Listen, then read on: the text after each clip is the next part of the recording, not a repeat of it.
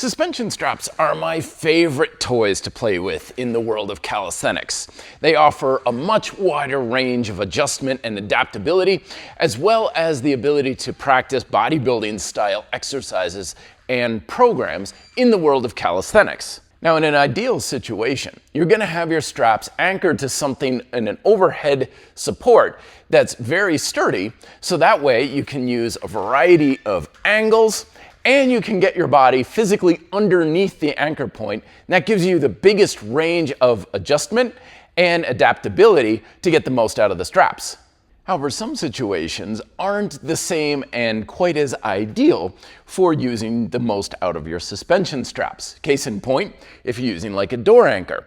This may be the case if you're traveling, you use them in like a hotel room or something, which is very sturdy, and you can find doors everywhere, of course.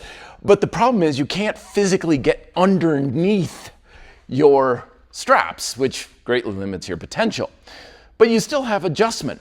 Instead of getting all the way down, what you can do is simply lengthen the straps, and that will give you a similar movement to your body angle. Because it's not the strap angle that matters, it's your physical angle of your body that distributes the weight between your hands and your feet.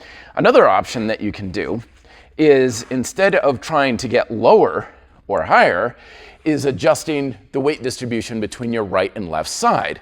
So I may find this to be a very easy row, but things change when it's a single arm row, or like an archer style, back and forth to get a lot more resistance onto the muscles. Another scenario you may find yourself in is something where your straps are anchored to something like a freestanding pull-up unit or like a power tower. This gives you the ability to get underneath the anchor point, but you can't really lean back or else the actual thing will tip over.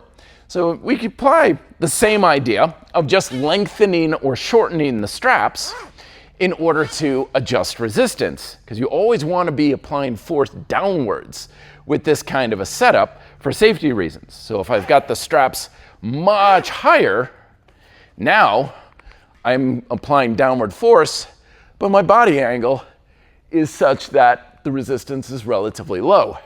If I elongate my straps, now my body angle is much lower and I have much more weight and resistance on my hands. Ultimately, there are pros and cons to all types of situations and environments when it comes to your training. And while it may seem like that's a little bit of a negative, where you're like, well, this area is not quite as good, or this area doesn't allow me to get all the way underneath, this is actually one of the biggest advantages to calisthenics and suspension setups, because this allows you to have multiple environments that you can train in, at the park, in your basement, in a hotel room. So that way you're getting all of the benefits collectively by training in a number of situations, and then you don't have any of the negatives holding you back in the long term. Check out the resources I have for you down below, including my book, Suspension Calisthenics, my favorite suspension straps, and the Suspension Calisthenics playlist here on the YouTube channel with all of my workouts, exercises, and programs completely free for you down below. Thank you very much for watching. Best of luck in your workouts this week. Be fit and live free.